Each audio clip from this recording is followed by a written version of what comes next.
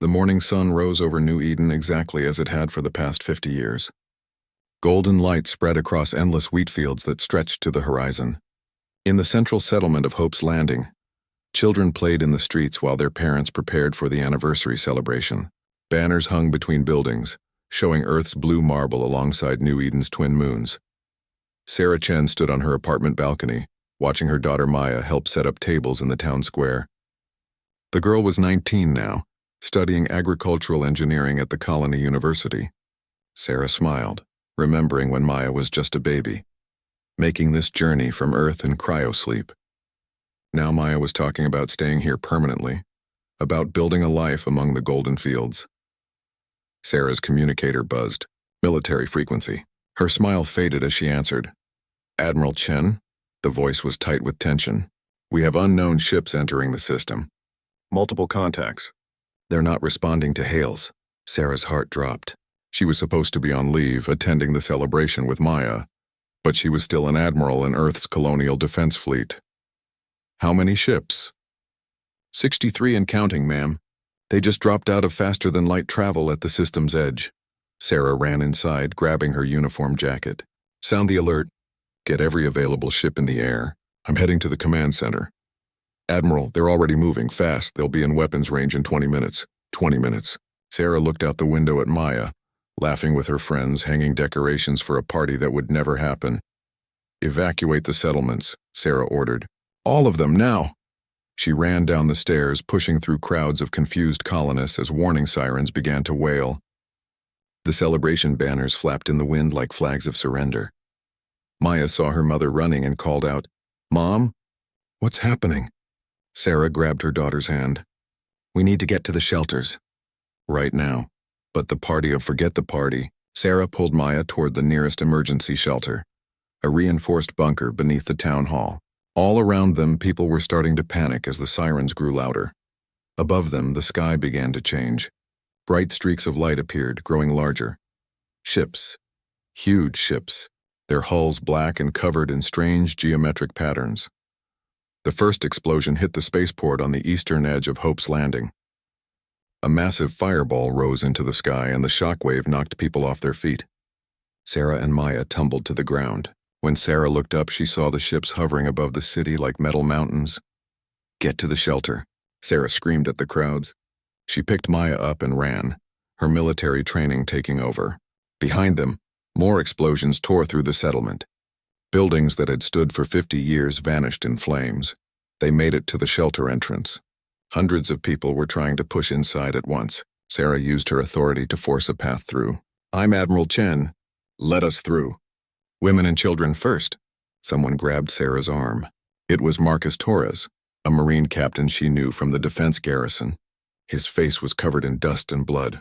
Admiral, he gasped. My family is in the northern settlements. I can't reach them on comms. Sarah's blood ran cold. The northern settlements? Where the farms were, where most of the children lived. Another explosion rocked the ground. This one was closer. The shelter entrance began to collapse. Sarah pushed Maya inside, then turned to help others. Mom, Maya screamed, reaching back. Stay there, Sarah ordered.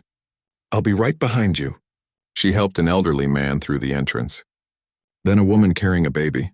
Marcus was beside her, pulling people to safety. Above them, the alien ships began their systematic destruction. Energy beams cut through buildings like knives through paper.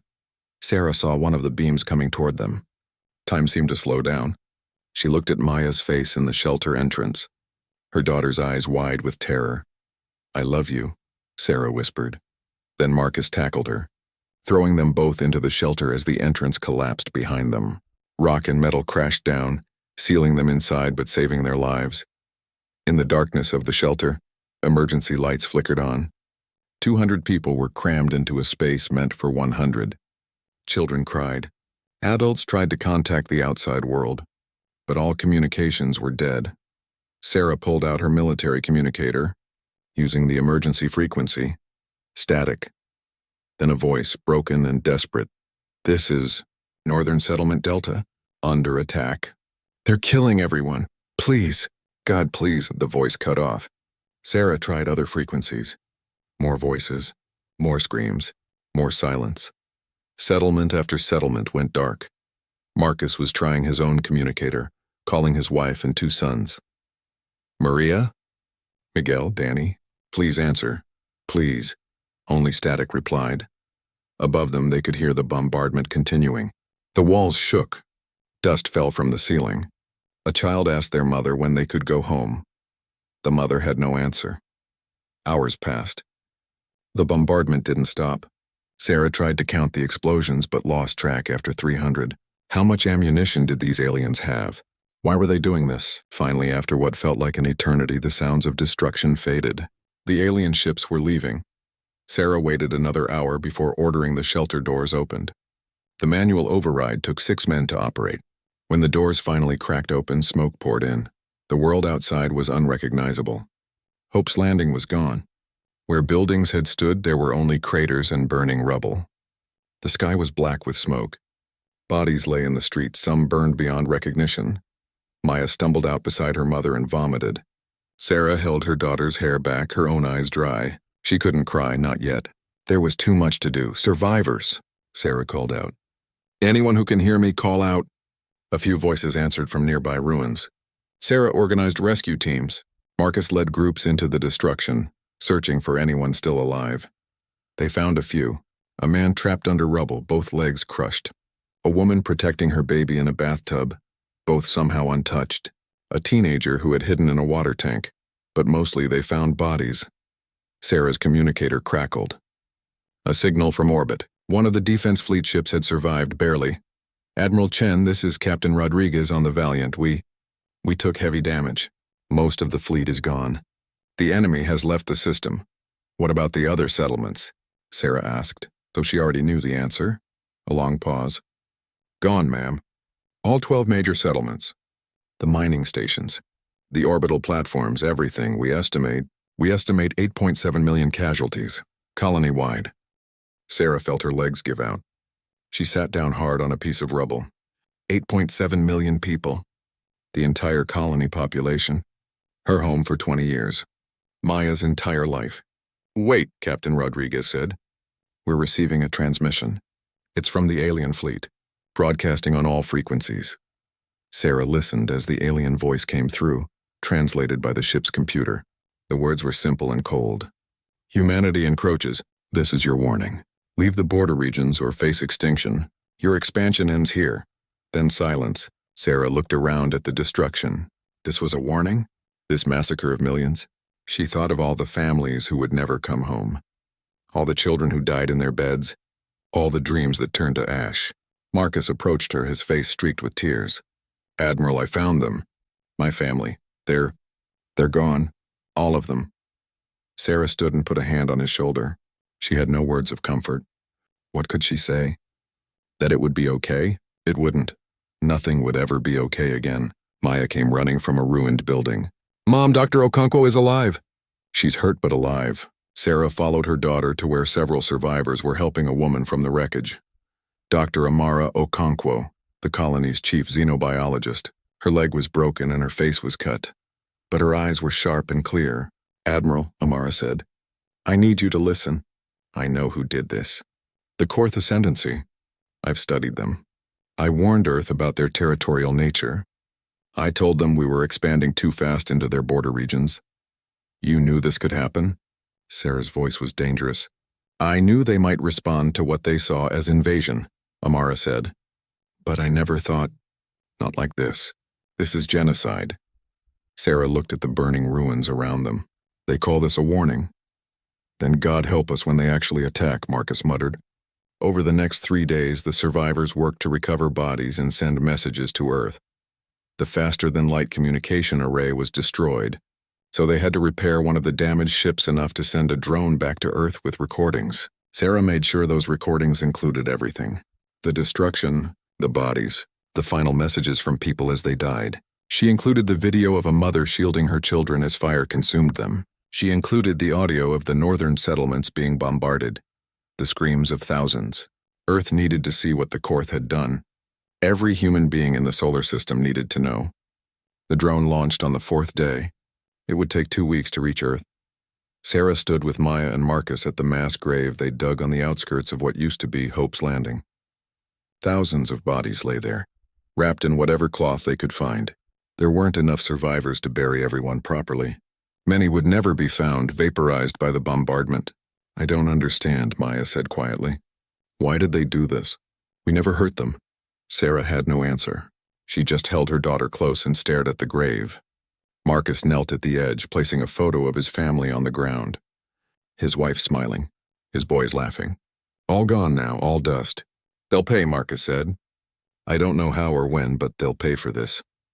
Sarah thought about Earth, about humanity's industrial might, about the weapons she knew existed in secret military labs, about what humans did when they were pushed too far. Yes, she agreed. They will. 2 weeks later, the emergency session of Earth's Unified Congress met. Every delegate watched the recordings from New Eden. They saw the bodies, heard the screams, listened to the Korth's cold message. When the vote came for a declaration of total war, not a single delegate voted against it. The message went out to all human colonies, all ships, all stations. Humanity was going to war.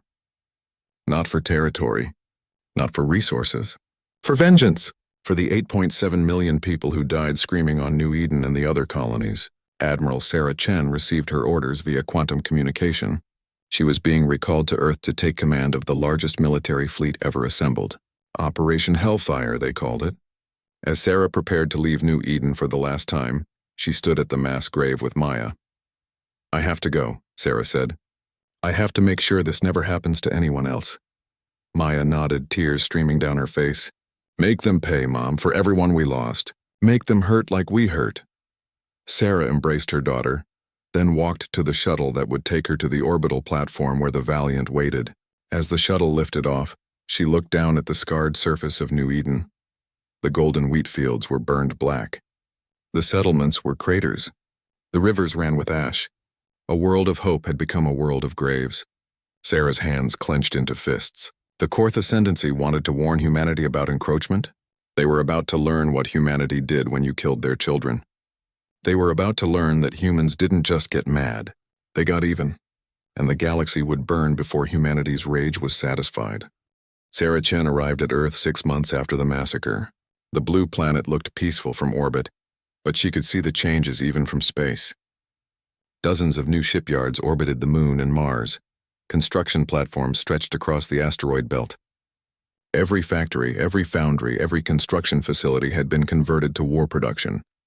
Humanity was building an army. The shuttle brought her down to Geneva, where the military command center had been expanded into a massive complex. As she walked through the corridors, she saw the determination on every face. Scientists, soldiers, engineers, all working with focused intensity. The mood was cold and purposeful. Admiral James Walker met her in the command center. He was an old friend, but his eyes were hard now. Sarah, he said, I'm sorry about New Eden, about Maya having to see that. Maya's alive, Sarah said flatly. 8.7 million others aren't. Walker nodded. Come with me. There's something you need to see. He led her deep into the complex through security checkpoints that scanned her DNA, her retinas, her brain patterns. Finally, they reached a room labeled simply, Project Hellfire. Inside, holographic displays showed weapon designs. Sarah's breath caught as she recognized what she was seeing. These are relativistic kinetic bombardment systems, she said. We banned these after the Mars colony wars. We banned using them on humans, Walker corrected. We never stopped researching them, or improving them. He pulled up another display, quantum singularity torpedoes. They create a micro black hole that lasts 3 seconds, enough to tear apart a ship from the inside. Another display, stellar detonation devices. We can destabilize a star's fusion reaction, turn it into a supernova. Sarah stared at the weapons. These are genocide weapons. Yes, Walker said simply. The Korth committed genocide. We're going to respond in kind. But the civilian casualties will be measured in billions, Walker finished. The Korth Ascendancy has 43 colony worlds and a homeworld population of 7 billion. We're going to make them extinct, Sarah. Every last one of them. Sarah thought of Maya's face, of the mass graves, of the children's screams in the recordings. Show me more, she said. Walker smiled grimly. There's more. Much more. Dr. Patel, bring up the biological warfare projects. A scientist appeared on the holographic display. Admiral Chen, we've spent the last 6 months studying every piece of Korth biology we could find. dead bodies from their raids on border stations, genetic samples from old first contact missions. We've designed 17 different pathogens specifically tailored to their DNA. These diseases, the scientist continued, are incredibly lethal to Korth but harmless to humans. Mortality rate over 98%. Incubation period of 3 days, meaning infected Korth will spread it before they show symptoms. Sarah felt sick. Then she remembered the bodies on New Eden and pushed the feeling down. What else? We've mobilized every ship we can, Walker said. Every cargo hauler, passenger liner, and mining vessel has been retrofitted with weapons. We've pulled every reserve soldier out of retirement. We're training 1 million new Marines, and we've designed something special for the ground assault forces. He pulled up an image of powered armor, but this wasn't like the old suits. This was sleek, black, covered in weapons. The Reaper Mark IV combat suit, Walker explained. Stronger than anything we've built before. Each Marine wearing one of these can fight like 10 soldiers. We're giving them to Captain Torres and his unit first. Torres? Sarah asked. The Marine from New Eden? He volunteered to lead the first assault units, Walker said. His whole family died in the northern settlements. He wants revenge more than anyone. Sarah understood that feeling. What's my role in all this? Walker brought up a star map. It showed human space and the Korth Ascendancy's territory. You're going to lead Operation Hellfire.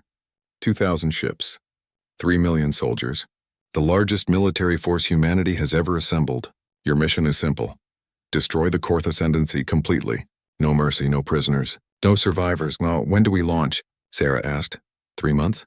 We're still building ships. Still training troops. But soon, Sarah. Soon we're going to make them pay. Sarah spent the next 3 months preparing. She met with her ship captains, her Marine commanders, her logistics officers.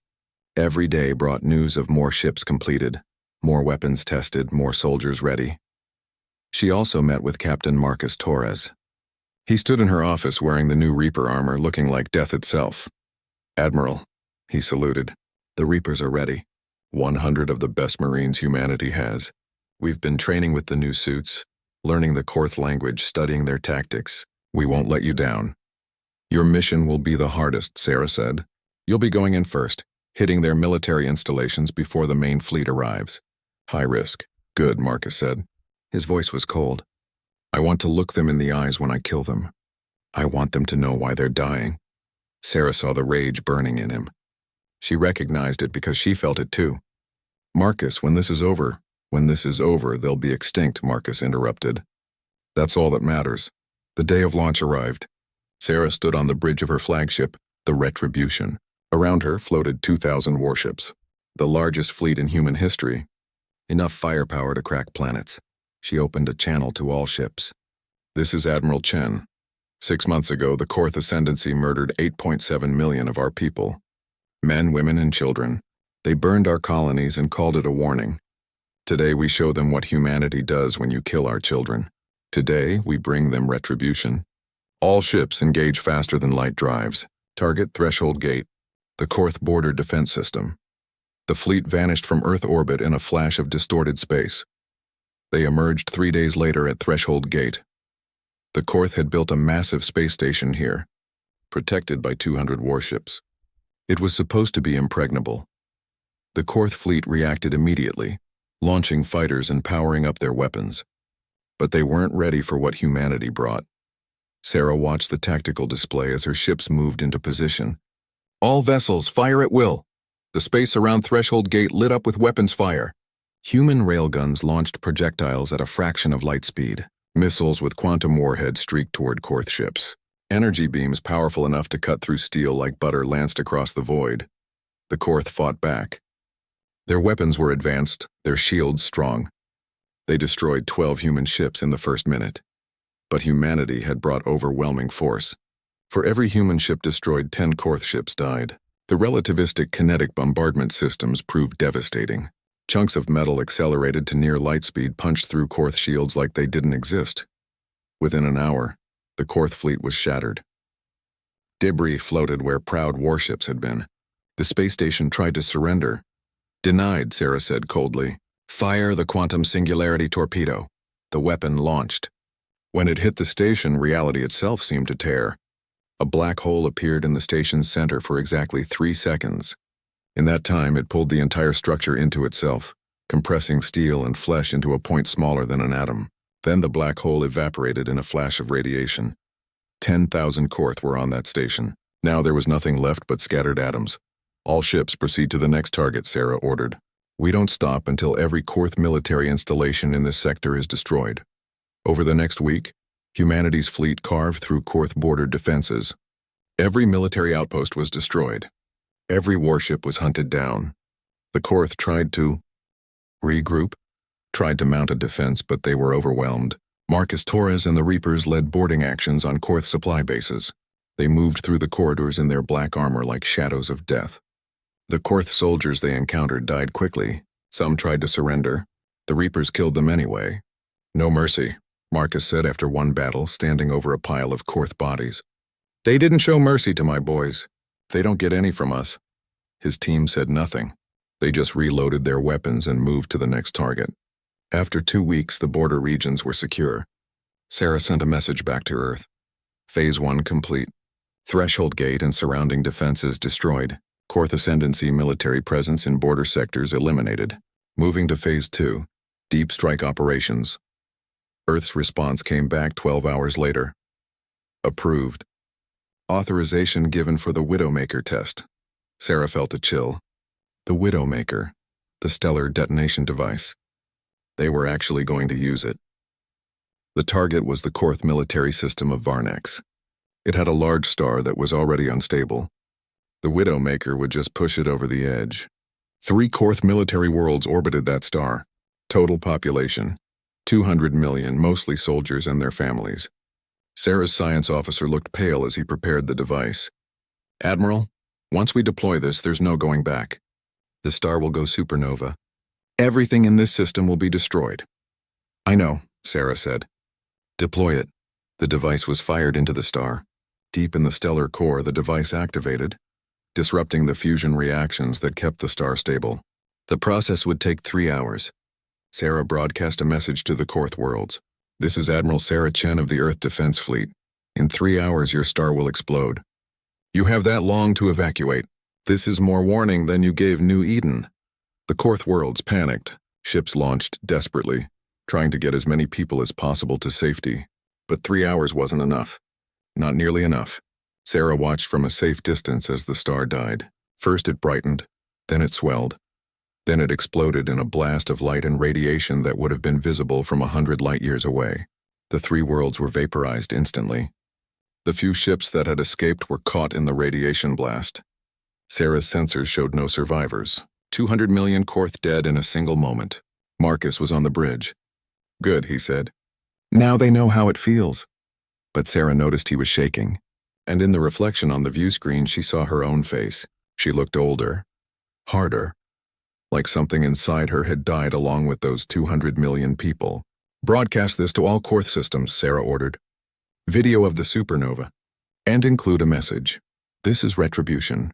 This is justice. This is what happens when you massacre our children. Surrender now or face extinction. The message went out across Korth space. The response came 3 days later. Not from the Korth government, but from individual ship captains, colony administrators, civilian leaders, all saying the same thing: please stop. We had nothing to do with the attack. We didn't want this war, please. Sarah deleted the messages without reading most of them. Next target, she said. The Korth industrial worlds. We hit their ability to make weapons. Dr. Amara Okonkwo had been assigned to Sarah's fleet as a xenobiological advisor. She had survived New Eden, barely, and Earth wanted her expertise for the war, but she was troubled by what she saw. She approached Sarah in the Admiral's ready room. Admiral, I need to talk to you about the Korth. If this is about showing mercy, Sarah began. It's about understanding them, Amara interrupted. I've been studying their communications, their culture. Sarah, I don't think their entire government authorized the New Eden attack. I think it was a military faction acting on their own. So what? Sarah said. They're all guilty. They all allowed it to happen. Are we all guilty for what we're doing now? Amara asked quietly. We just killed 200 million people. Most of them were families, children, people who had nothing to do with New Eden. Sarah stood up, her voice harsh. They started this. We're finishing it. By becoming just like them? Amara asked. Sarah, listen to yourself. You sound like Like someone whose daughter watched people burn alive? Sarah said. Like someone who had to bury thousands of children in mass graves? Yes, Amara, I sound exactly like that, because that's what I am. Amara left, troubled. But Sarah pushed the conversation from her mind. There was work to do. Over the next 3 months, humanity's fleet pushed deeper into Korth space. 12 more worlds were occupied. Their weapons factories were destroyed. Their military academies were bombed from orbit.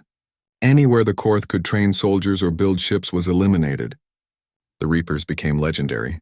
Stories spread through both human and Korth ranks. Marcus Torres, the man who never stopped, who killed Korth commanders in their sleep, who left messages written in Korth blood.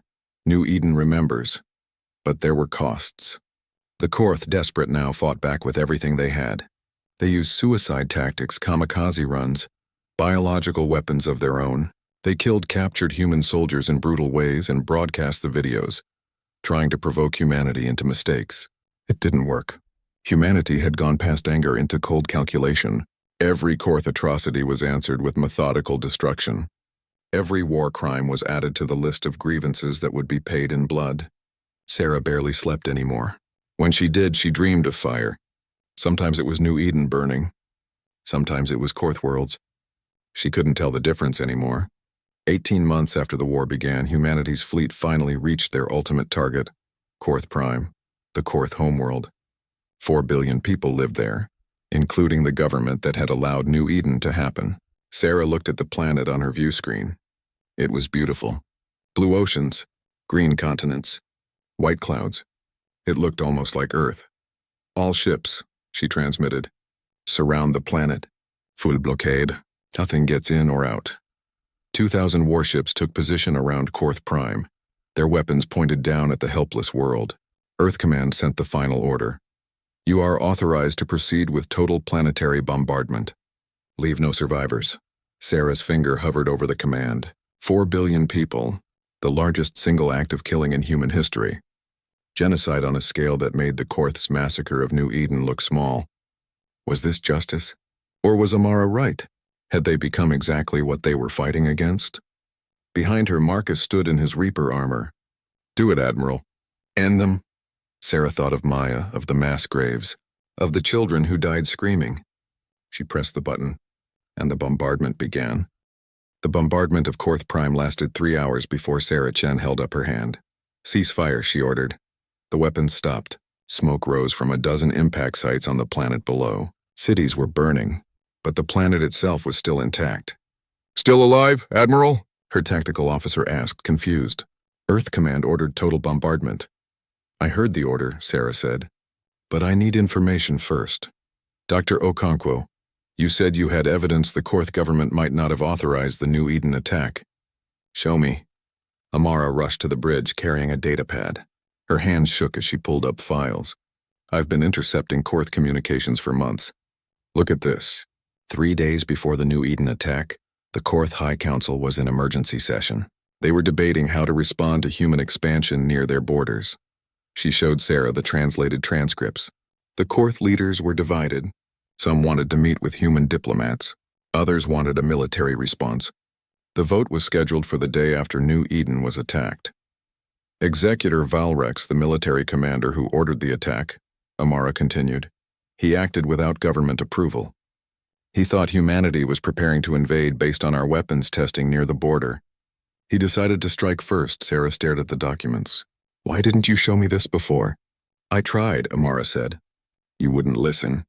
You were too angry. We all were. Marcus stepped forward, his helmet off. His face was scarred now from 18 months of combat. Even if this is true, Admiral, they still killed our people. Someone has to pay.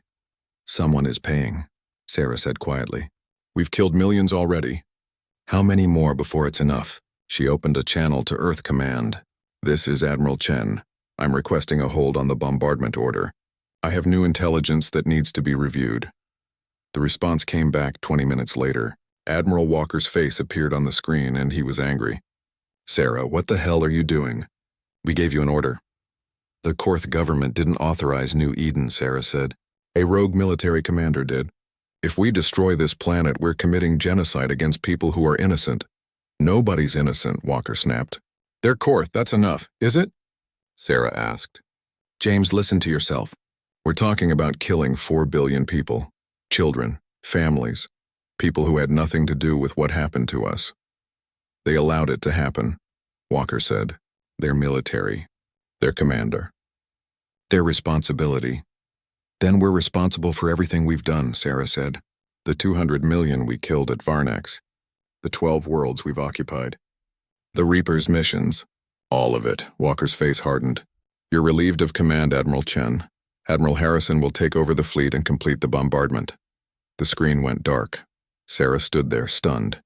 18 months of war. 18 months of fighting for revenge. And now she was being removed because she wanted to stop. But then her communications officer spoke up.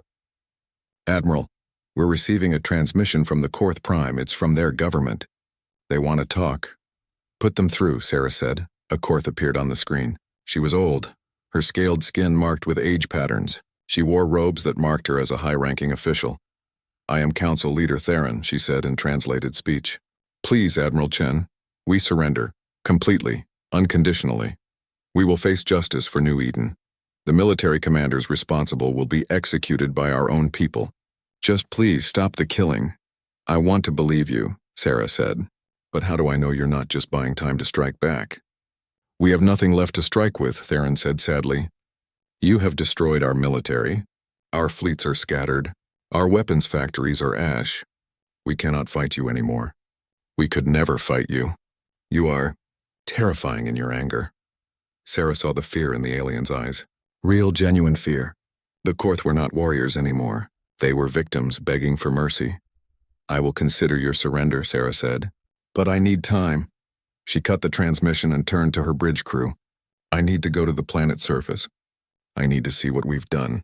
Marcus grabbed her arm. Admiral, that's suicide. The Korth could capture you. Let them try, Sarah said. I'm not going to order 4 billion people killed without seeing them first. She took a shuttle down to Korth Prime, escorted by 2 Reaper squads including Marcus. They landed in one of the bombed cities. The destruction was total. Buildings had collapsed. Fires burned everywhere. Bodies lay in the streets. Korth survivors watched them from the ruins. They didn't attack. They just stared with huge, frightened eyes. A Korth child approached slowly. She was maybe 5 years old in human terms, wearing torn clothes and covered in dust. She held out a small toy, some kind of stuffed animal. Sarah knelt down. The child said something in her language. Sarah's translator worked. Please don't hurt my family. Sarah felt something break inside her chest.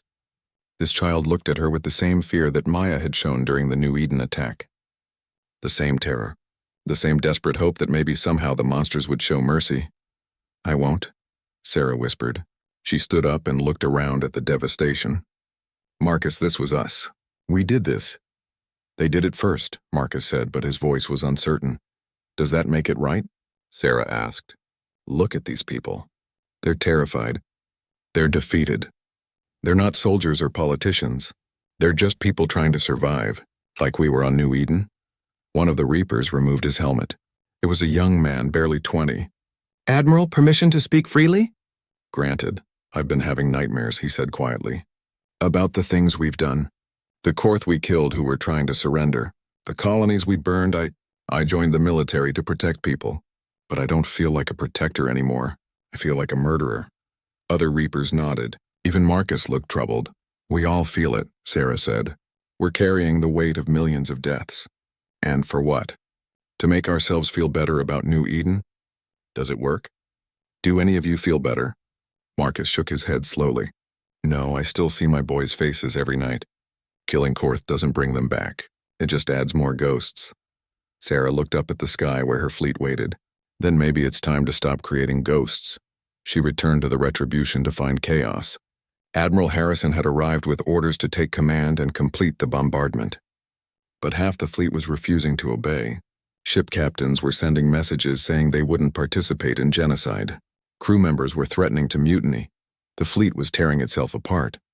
Sarah walked onto the bridge to find Harrison arguing with her officers. I have direct orders from Earth Command, Harrison shouted. Anyone who disobeys will be court-martialed for treason.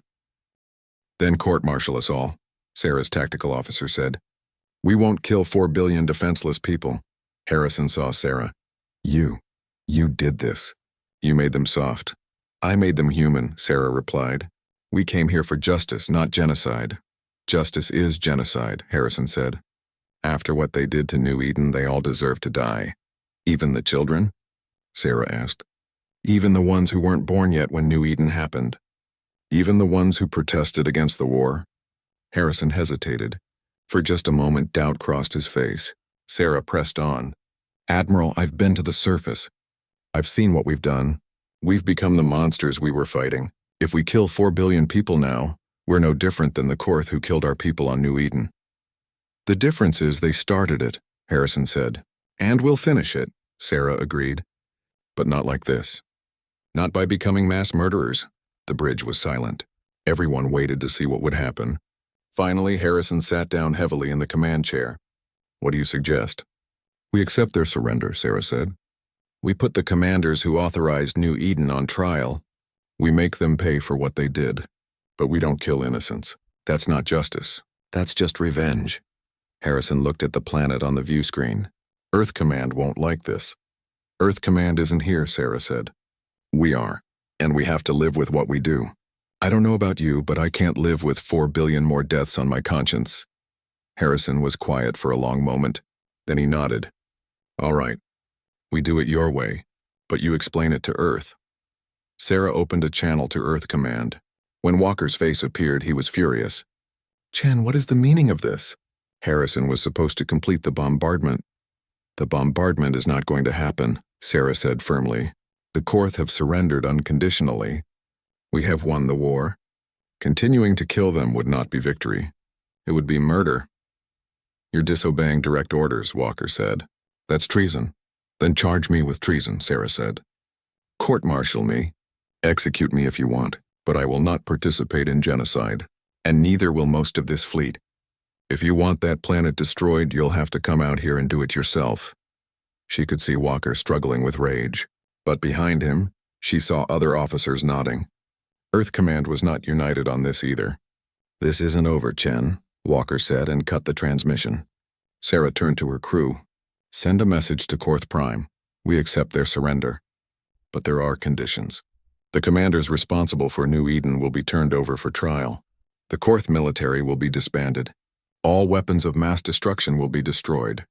And they will pay reparations to the families of the victims. The Korth government agreed to everything. Within a week, Executor Valrex and 15 other military commanders were in human custody. The Korth fleets were being scrapped. The weapons factories that survived were being converted to peaceful production. But the galaxy was watching. Other alien species had seen what humanity did in its rage. The Galactic Concord, an alliance of peaceful species, held an emergency meeting. Their message to humanity was blunt. You are declared a rogue species.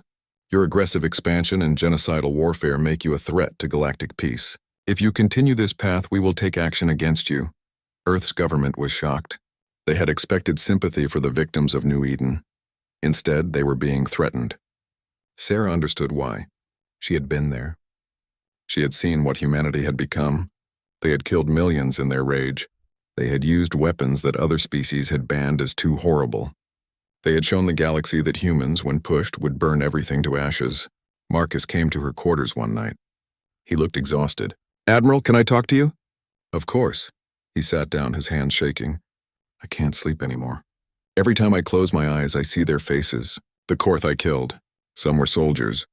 But some, Admiral, some were just civilians who got in the way. And I killed them all the same. We all have blood on our hands, Sarah said quietly. The question is what we do now. I don't know if I can live with what I've done, Marcus said. My family died on New Eden. I wanted revenge so badly. But revenge didn't bring them back. It just made me into something they would have hated. Sarah had no easy answers. We can't change the past. We can only try to be better going forward. How? Marcus asked. How do we come back from this? One day at a time, Sarah said. We make sure it never happens again. We make sure the people who died on both sides are remembered, and we try to build something better from the ashes. Dr. Okonkwo joined them. She had been working with Korth scientists, trying to understand what had gone wrong. I have findings, she said. The Korth who ordered the New Eden attack did it because they were scared. They saw humanity's aggressive expansion and military buildup. They saw our weapons testing near their borders. And they panicked. They thought we were going to invade them. Were they wrong? Sarah asked. Amara hesitated. No, not entirely. We were expanding very aggressively. And we were testing weapons near their territory. From their perspective, it looked like preparation for war. So New Eden happened because of a misunderstanding? Marcus asked bitterly. New Eden happened because nobody talked, Amara said. Because both sides were too proud and too scared to communicate. Because we assumed the worst about each other. Sarah thought about that. 8.7 million people dead on New Eden because of fear and pride. Millions more dead in the war that followed for the same reasons. Then we need to make sure it doesn't happen again, Sarah said. With anyone. We need to learn to talk before we shoot. But talking was hard. On Earth, the debate raged. Half the population wanted to continue the war until every Korth was dead. They called Sarah a traitor. They said she had betrayed the victims of New Eden. The other half supported her. They said humanity had already gone too far. They said the war had made humans into monsters.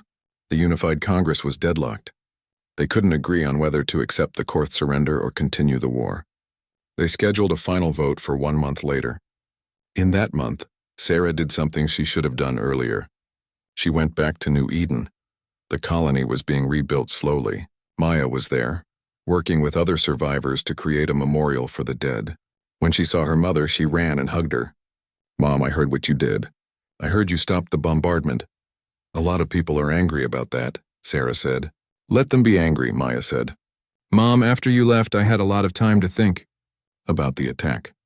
About what happened. And you know what I realized? Killing more people won't bring our friends back. It won't heal the hurt. It'll just create more pain.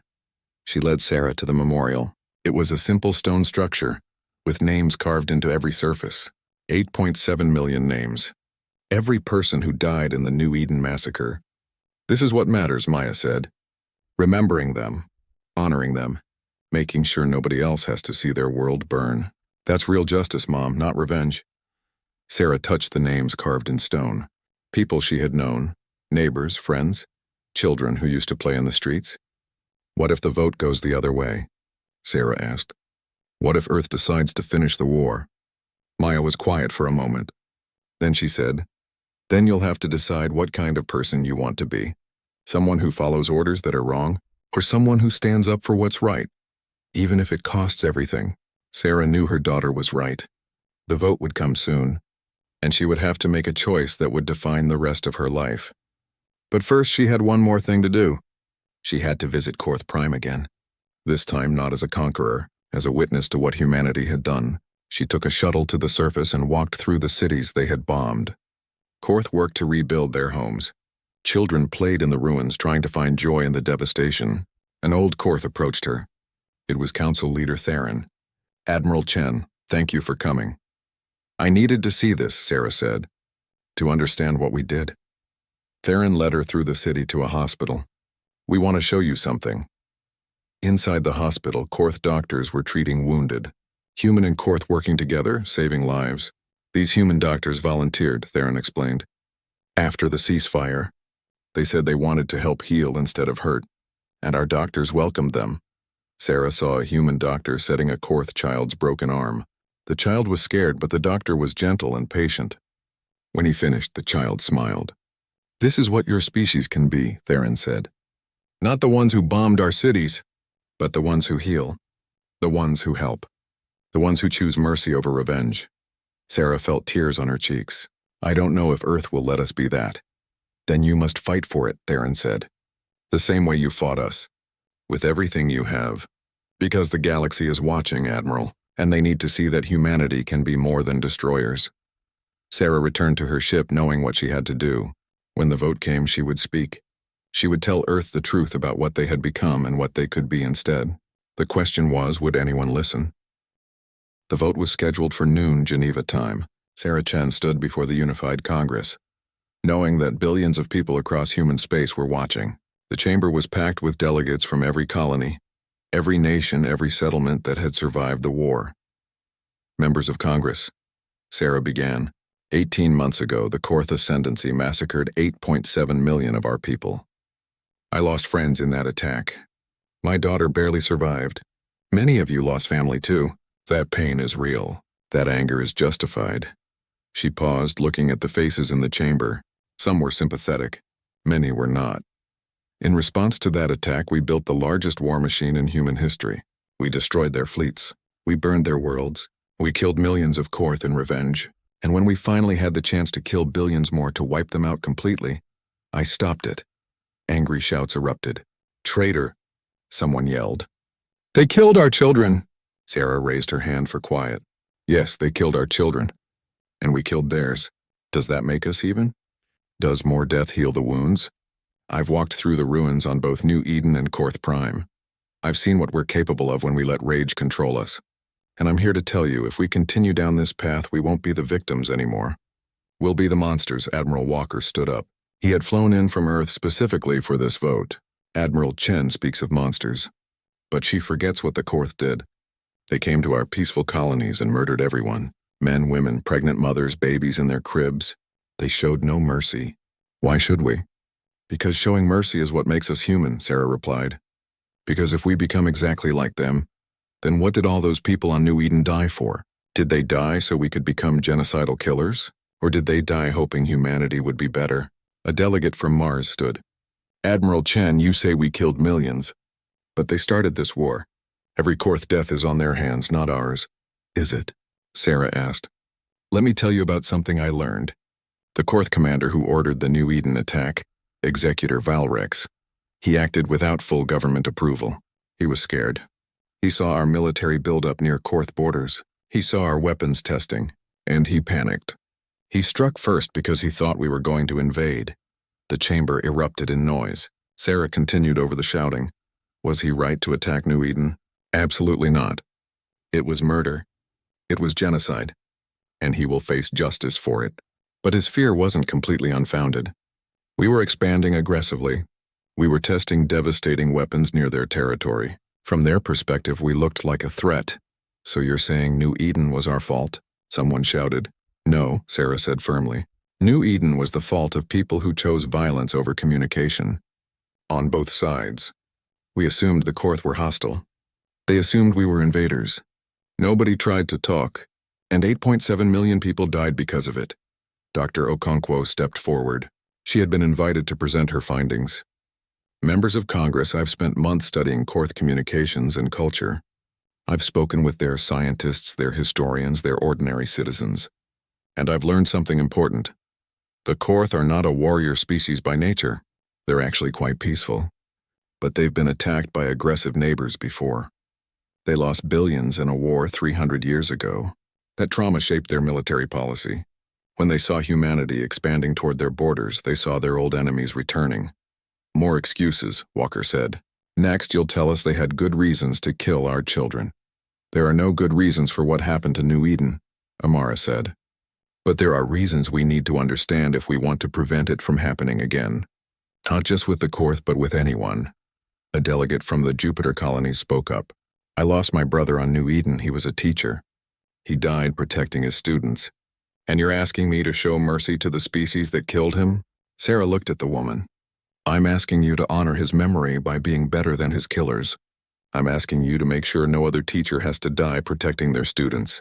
And the only way to do that is to stop the cycle of revenge." Marcus Torres entered the chamber. He was still wearing his Reaper armor, but he had removed his helmet. His face was scarred and tired.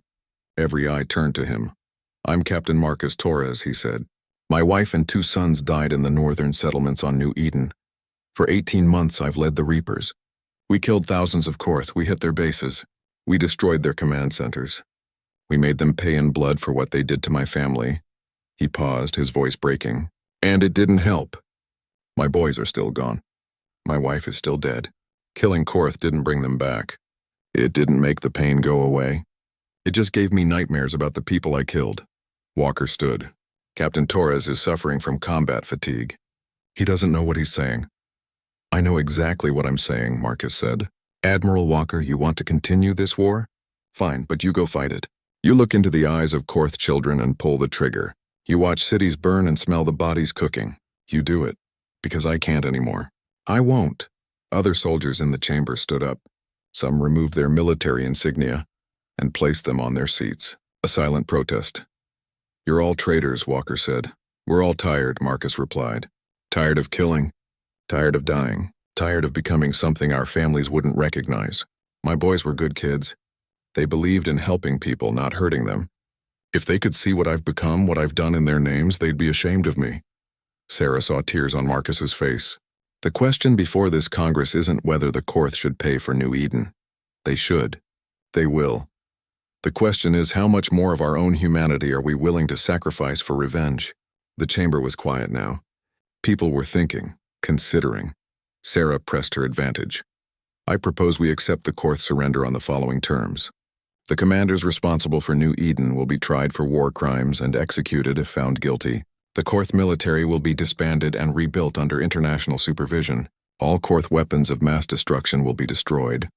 They will pay reparations to the victims' families, and both species will establish a permanent peace commission to prevent future misunderstandings. And if they violate these terms? A delegate asked. Then we have the military power to respond, Sarah said. But this time we respond with precision, not genocide. We target those responsible, not entire populations. Walker shook his head. This is weakness. The other species in the galaxy will see this as humanity being soft. Let them, Sarah said. I'd rather be seen as soft than as mass murderers. The Galactic Concord has already declared us a rogue species. They're threatening intervention. If we complete the genocide of the Korth, we'll prove them right. We'll make enemies of every peaceful species in the galaxy. Is that what we want? The debate continued for hours. Delegates argued passionately on both sides. Some wanted total Korth extinction. Others wanted immediate peace. Most were somewhere in the middle, unsure what the right answer was. Finally, the vote was called. Sarah watched the board as votes came in. It was close.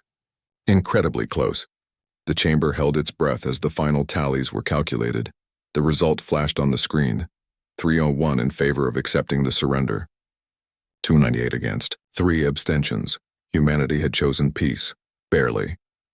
Walker stormed out of the chamber. Many others followed him, angry and disappointed. But the majority had spoken. The war was over. Sarah felt exhausted. She had won, but it didn't feel like victory. Too much had been lost. Too much damage had been done. But then Maya appeared in the chamber. She had been watching from the public gallery. She ran to her mother and hugged her tight. You did it, Mom. You stopped it. We barely won, Sarah said. And a lot of people are very angry. Let them be angry, Maya said. You saved 4 billion lives today. That's what matters. The next weeks were busy. The surrender terms had to be formalized. War crimes trials had to be organized. The fleet had to be partially demobilized. And humanity had to figure out how to live with what they had done. Executor Valrex and the other Korth commanders responsible for New Eden were brought to trial. It was broadcast across both human and Korth space. Sarah was called to testify. She stood in the courtroom and looked at Valrex. He was old for a Korth, his scales dull and cracked. He looked tired. Executor Valrex, the judge said. You are charged with genocide, war crimes, and crimes against sentient life. How do you plead? Guilty, Valrex said simply.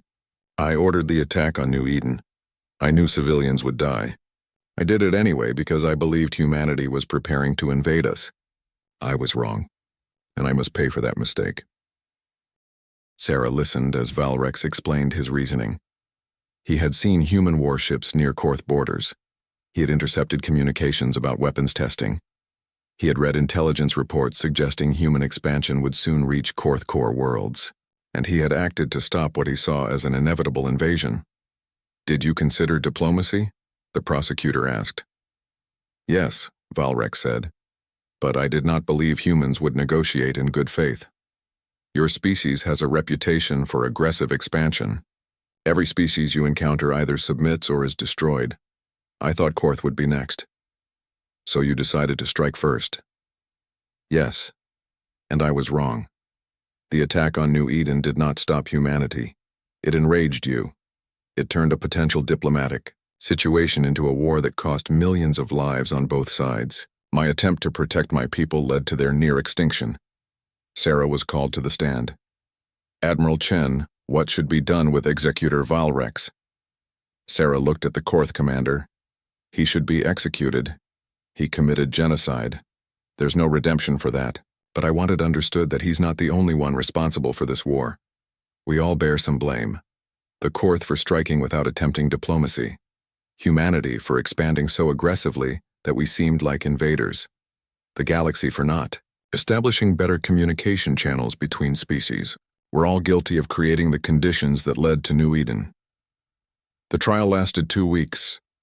In the end, Valrex and 14 other Korth military commanders were sentenced to death.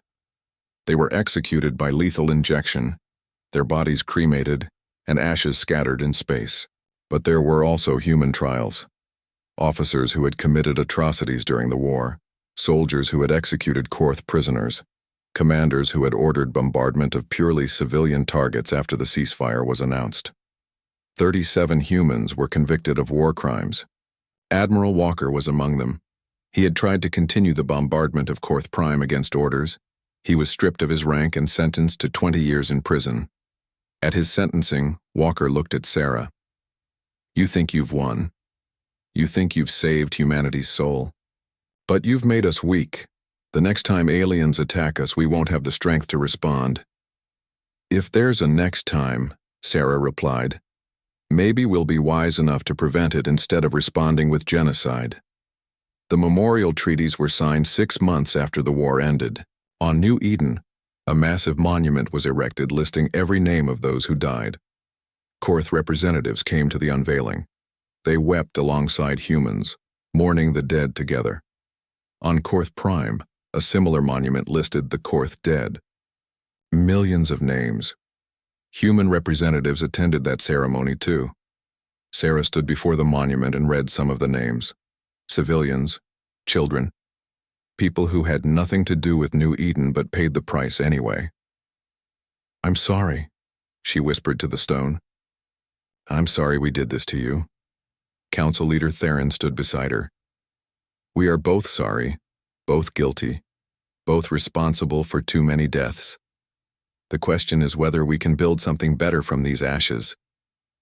"I hope so," Sarah said. "I don't know if I can live with myself if we can't." Maya had stayed on New Eden, working with the rebuilding efforts. She sent her mother regular messages. The colony was slowly coming back to life. New settlers were arriving. Buildings were being rebuilt. The wheat fields were growing again. But there were changes too. The new settlements were designed with better defenses. Communication arrays had redundant backups. And most importantly, there was now a permanent diplomatic corps training center on New Eden. Young humans learning to talk to aliens, to understand them, to prevent misunderstandings before they became massacres. Marcus Torres took a teaching position there. He trained the new generation of Marines, but his lessons were different now. He taught them when to fight, but also when not to. When to show mercy. When to choose peace over violence. The Reapers became legends, he told his students. But legends aren't always heroes. Sometimes they're just killers who couldn't stop. Don't be like we were. Be better. Dr. Okonkwo led the Interspecies Reconciliation Commission.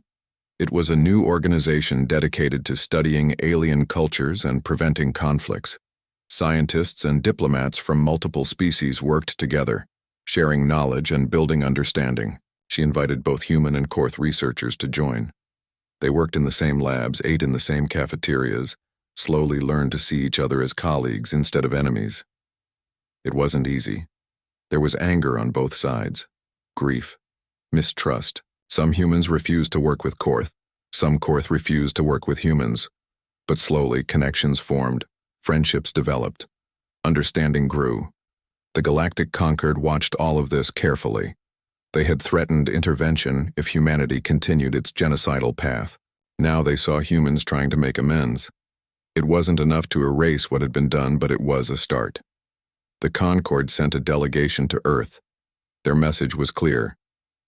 You are still considered dangerous, but you have shown the capacity for mercy and growth. We will give you a chance. Do not waste it.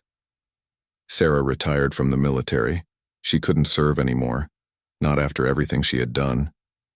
She took a position as a civilian advisor on the Reconciliation Commission, Using her experience to help prevent future conflicts, she also started writing a book about the war, about what humanity had done and what they had learned, about the cost of revenge and the value of mercy. It became required reading in military academies and diplomatic schools. One chapter was titled, "The Moment I Almost Destroyed 4 Billion Lives." In it, she described standing on the bridge of the Retribution, her finger on the button that would begin the final bombardment of Korth Prime. She described the rage she felt, the grief, the desire to make someone pay for New Eden. And she described the Korth child who had approached her on the planet's surface, asking her not to hurt her family. "In that moment," Sarah wrote, "I saw the truth. That child looked at me with the same fear my daughter had shown during the New Eden attack, the same terror, the same desperate hope. And I realized that if I killed her and her family, I wouldn't be avenging New Eden. I would just be repeating it. I would become the monster that had haunted my nightmares." The book was controversial. Many humans called her a traitor for showing any sympathy to the Korth, but many others thanked her for her honesty, for showing that even in humanity's darkest moment, they had found a way to choose mercy over massacre. Years passed. The wounds healed slowly. Trade began between human and Korth worlds. Cultural exchanges happened. Young people who had not lived through the war grew up seeing the other species as neighbors instead of enemies. But the scars remained. On New Eden, the mass graves were carefully maintained. On Korth Prime, the bombed cities were partially preserved as reminders. Both species insisted on remembering what had happened, ensuring future generations would know the cost of violence. Sarah visited New Eden one last time before she died. She was old now, her hair white, her body failing. Maya took her to the memorial. "Do you regret it?" Maya asked. "Stopping the bombardment? A lot of people still hate you for it." Sarah looked at the names carved in stone. "No, I regret everything that led to this moment. I regret that we expanded so aggressively. I regret that we didn't try harder to communicate with the Korth. I regret every death in the war. But stopping the genocide? That's the one thing I'm proud of. That's the one choice I know was right." "The Korth children who lived because of your choice," Maya said. "They're adults now. Some of them have children of their own. You saved so many futures, Mom." Sarah nodded slowly. "But I couldn't save the past. All these names, all these people, they're gone forever because we couldn't find a better way." "We found one now," Maya said. "That's something." "It's not enough," Sarah said. "It'll never be enough. But it's all we have." She died 2 weeks later, peacefully in her sleep. At her funeral, both humans and Korth attended. They stood together and mourned the woman who had been both destroyer and savior, who had led the war machine and then stopped it. Her legacy was complicated. Some called her a hero, some called her a traitor. Most recognized that she was simply human, with all the flaws and virtues that implied. The galaxy continued turning. The war between humanity and the Korth ascendancy became history, a cautionary tale told to young diplomats and soldiers. A reminder of what could happen when fear and pride replaced communication and understanding. And on both New Eden and Korth Prime, the monuments stood. Silent witnesses to the dead, reminders of the cost, promises that it would never happen again. At least that was the hope. 50 years after the war ended, the anniversary of New Eden's destruction arrived once again. The colony had been rebuilt, but it looked different now. The architecture was a blend of human and Korth styles. Gardens grew where mass graves once were, and the great memorial stood in the center of the main settlement, visible from everywhere. Dr. Sarah Chen, named after her grandmother, stood before the memorial preparing for the ceremony. She was a teacher at the Diplomatic Academy, training the next generation of peacekeepers. She had never known her grandmother personally, but she had grown up with her legacy. People began arriving as the sun rose. Humans and Korth together, old veterans who had fought in the war, their bodies bent with age. Middle-aged people who had been children during the attack, carrying their own children now. Young people who knew the war only from history books. Among them was a Korth named Varen. He was in his 50s, which meant he had been just a child when the war ended. His mother had been one of the civilians evacuated from Korth Prime before Admiral Chen stopped the bombardment. "Dr. Chen," Varen said, approaching. "Thank you for organizing this ceremony." "Thank you for coming," Sarah replied. "I know it's not easy for Korth to return to New Eden." "It's necessary," Varen said. "We must remember. Both species must remember." More people gathered. Sarah recognized some of them from her studies. There was Marcus Torres Jr., son of the famous Reaper captain. His father had died 10 years ago, but Marcus Jr. carried on his work, teaching conflict resolution at the academy. There was Theron's granddaughter, Kesix, who served on the Interspecies Reconciliation Commission. She had dedicated her life to preventing future wars. There was Admiral Harrison's daughter, who had publicly denounced her father's actions and worked to reform military training programs. All of them here to remember, to honor the dead, to promise it would never happen again. The ceremony began at exactly the time the first bombs had fallen 50 years ago. Sarah stepped to the podium. 50 years ago today, she said, 8.7 million people died here, murdered in an attack that should never have happened. Today we remember them. We speak their names. We honor their lives. She began reading names. It took 6 hours to read all 8.7 million. Other speakers joined her, taking turns. Human names. The people who had built New Eden, who had farmed its fields, who had raised their children here, who had dreamed of a future that was stolen from them. When the names were finally read, Kesix stepped forward to speak for the Korth. "We also remember," she said, in accented but clear human language. "We remember the millions of Korth who died in the war that followed. We remember them not to diminish the tragedy of New Eden, but to acknowledge that violence creates more violence, that revenge creates more need for revenge, that death creates only more death." She placed a wreath at the memorial. It was made of flowers from both Earth and the Korth homeworld, genetically merged by scientists from both species into something new and beautiful. "This flower exists because our scientists work together," Kesix said. "It is stronger than either parent species alone. It represents what we can create when we choose cooperation over conflict.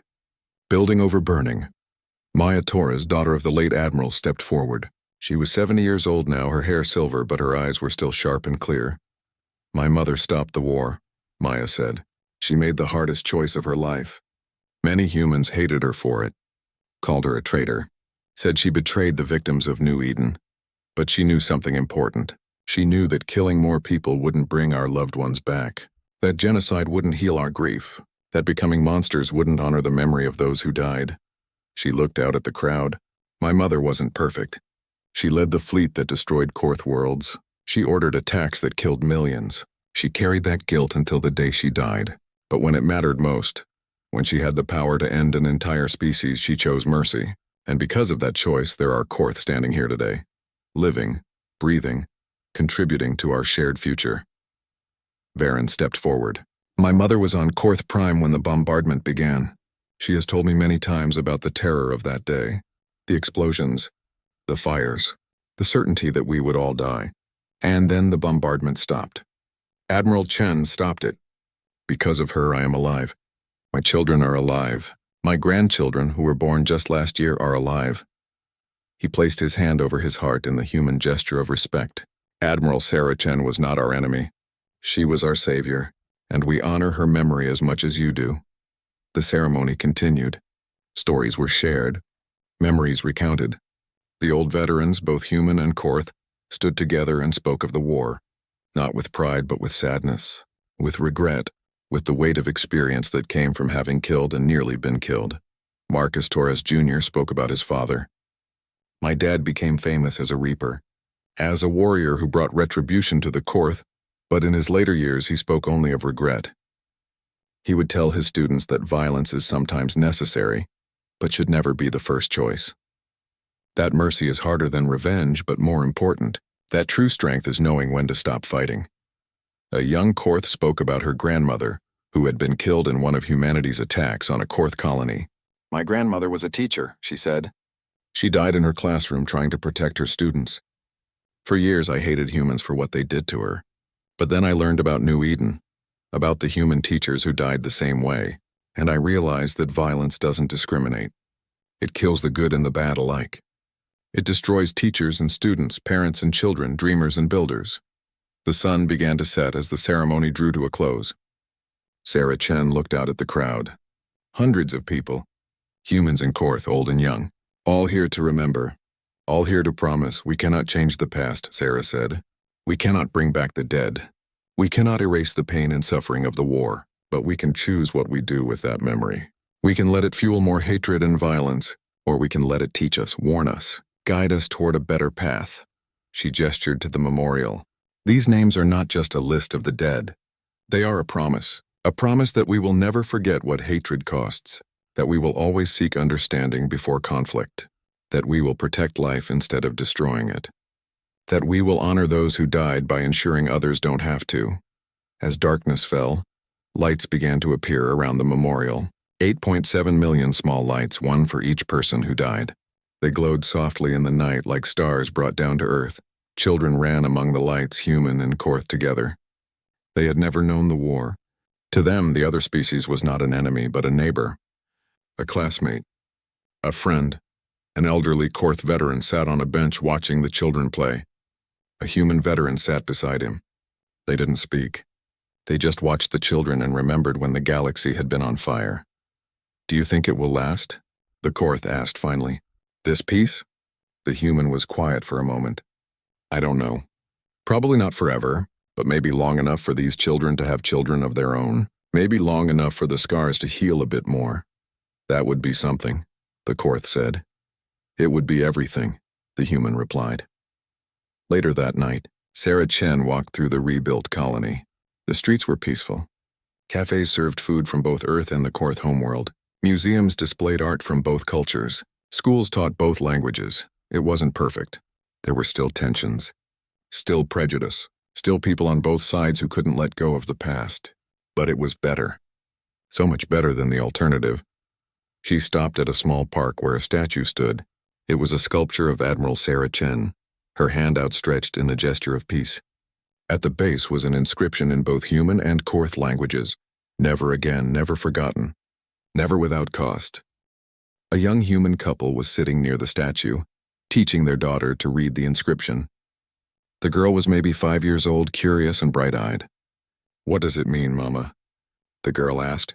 Her mother thought carefully about how to explain. It means that long ago people made terrible mistakes. They hurt each other very badly, but then they learned that hurting each other only made things worse, so they promised to never do it again, to never forget what happened, and to always remember that peace is not free. It costs effort and understanding and forgiveness. Did Great-Grandma Sarah help make the peace? The girl asked. Yes, she did, the father said. She was very brave. She stopped a great evil when others wanted to continue it. The girl looked at the statue thoughtfully. When I grow up, I want to be brave like her. Sarah watched this exchange from a distance, her eyes wet with tears. This was what her grandmother had fought for. Not victory, not revenge, but this moment. This child who could grow up in peace, who could see Korth as friends instead of enemies, who could dream of a future without war. The next day, Sarah taught her class at the Diplomatic Academy. The students were a mix of humans, Korth, and several other species. They were learning about the war, studying what had gone wrong and how to prevent it from happening again. The failure was not military, Sarah explained. Both sides had strong militaries. The failure was diplomatic, communication, understanding. The Korth saw human expansion as a threat but never tried to discuss it. Humans saw Korth territory as empty space to fill but never asked if anyone lived there. A human student raised his hand. But Professor, the Korth killed millions of our people. How can we ever trust them again? Before Sarah could answer, a Korth student responded, And humans killed millions of my people. How can we trust you? The answer is we don't trust blindly. We trust carefully. We verify, we communicate. We build relationships slowly. Trust is not given. It is earned over time through consistent actions. Exactly right, Sarah said. Trust after conflict is fragile. It must be protected, nurtured, given time to grow, and both sides must be willing to take risks, to be vulnerable, to admit when they're wrong. After class, several students stayed to talk with Sarah. They had questions about her grandmother, about what it had been like to stop the war, about how to be brave when everyone else wanted violence. Sarah shared what she knew. Stories her mother Maya had told her. Letters her grandmother had written. The doubts and fears Admiral Chen had felt. The nightmares she'd endured. The hatred she'd faced from her own people. She wasn't perfect, Sarah told them. She made mistakes. She did terrible things during the war. But when it mattered most, she chose compassion over cruelty, and that choice changed everything. Years continued to pass. The generation that had fought in the war died off, one by one. Marcus Torres Jr. passed away. Keesix retired. The last of the old veterans faded into history. But their lessons lived on. The diplomatic academy expanded, training thousands of peacekeepers and negotiators. The Interspecies Reconciliation Commission opened offices on dozens of worlds. Trade between species flourished. Joint scientific projects produced amazing discoveries. It wasn't perfect. There were still conflicts, still misunderstandings, still people who held on to old hatreds. But the galaxy had learned something from humanity's war with the Korth. Violence was easy, but peace was better. Revenge felt good in the moment, but compassion created lasting change. Other species began adopting human Korth peace protocols. When the Zalarian Novan empires nearly went to war over a border dispute, mediators trained on New Eden helped them find a peaceful solution. When the Thurian collective faced internal conflict, Korth negotiators helped broker a compromise. The war that had nearly destroyed two species became a foundation for galactic peace. On the 100th anniversary of New Eden's destruction, the ceremony was different. Instead of mourning, it was a celebration of survival, of growth, of change. The memorial still stood, the name still carved in stone. But now it was surrounded by gardens tended by both species, by schools where human and Korth children learned together, by homes where mixed families lived. The galaxy had not forgotten the horror of the war, but it had learned from it. And that made all the difference. Sarah Chen, now old herself and preparing to retire, stood before the memorial one last time. She thought about her grandmother, who she had never met but whose shadow had shaped her entire life. "Thank you," Sarah whispered to the stone, "for being brave enough to stop, for choosing peace over revenge, for showing us there's always another way." A young Korth child approached her holding a flower. "Are you great-great-grandma Sarah?" the child asked. "I'm her great-granddaughter," Sarah said, smiling. "My teacher says your grandma saved my great-great-grandma," the child said. "So we're connected." "Yes," Sarah said, taking the flower. "We're all connected now." The child ran off to play with human friends. Sarah watched them go, thinking about connection, about how two species that had tried to destroy each other had instead created something beautiful together. She thought about the cost, the millions dead on both sides, the trauma that had echoed through generations, the scars that would never fully heal. But she also thought about the alternative. What would have happened if her grandmother had not stopped the bombardment? If humanity had completed the genocide of the Korth, if revenge had consumed them entirely, the galaxy would be darker, colder, lonelier, and humanity would have lost something essential, something that made them more than just another violent species scratching for survival in an uncaring universe. They would have lost their humanity. By choosing mercy, Admiral Sarah Chen had saved more than 4 billion Korth lives. She had saved humanity's soul. That night, as stars appeared in New Eden's sky, people gathered in the central square. Human and Korth musicians performed together. Artists displayed works that blended both cultures. Chefs served food that combined flavors from both worlds. Children played games that mixed human and Korth rules. Teenagers flirted across species lines, fumbling with translation devices. Elders shared stories of the old days, warning the young to never take peace for granted. And in the center of it all, the memorial glowed with its 8.7 million lights. A reminder, a warning, a promise. Never again. Never forgotten. Never without cost. Sarah looked up at the stars and thought about the future, about the children growing up in peace, about the connections being built, about the bridges spanning the darkness between species. The price of fire had been terrible. Millions dead, worlds burned, souls scarred. But from those ashes, something new had grown. Something worth the pain of creation, hope, understanding, peace. Not perfect peace. Peace was never perfect. It required constant work, constant vigilance, constant choice to be better than your worst instincts. But it was possible. Humanity and the Korth had proven that. Even after the worst atrocities. Even after genocide and revenge. Even after becoming monsters. There was always a way back to being human. All it took was someone brave enough to choose it. Sarah smiled, thinking of her grandmother. Thinking of the choice she had made 50 years ago. The hardest choice. The right choice. "Thank you, Grandma," Sarah whispered to the stars, "for showing us the way." Above New Eden, a shooting star streaked across the sky. Sarah made a wish. The same wish her grandmother had made so long ago. That peace would last. That understanding would grow. That future generations would be better than those who came before. That the price paid in fire would not be wasted. The star faded. The night continued. And on New Eden, humans and Korth lived together. Proof that even the worst enemies could become friends, if they chose to. If they were brave enough. If they remembered that mercy was stronger than revenge. The galaxy turned. Time moved forward. And the legacy of Admiral Sarah Chen lived on. Not in statues or monuments, but in every child who grew up without knowing war. In every friendship that crossed species lines. In every moment of peace that could have been violence but wasn't.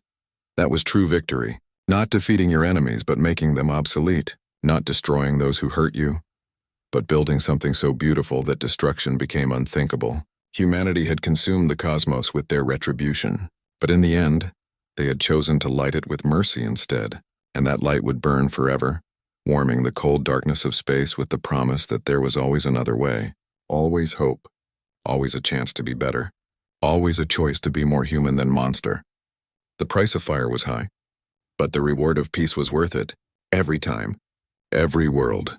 Every life saved instead of taken. That was the real story. Not of humanity's vengeance, but of their redemption. Not of how they could destroy, but of how they chose not to. That was truly fuck yeah.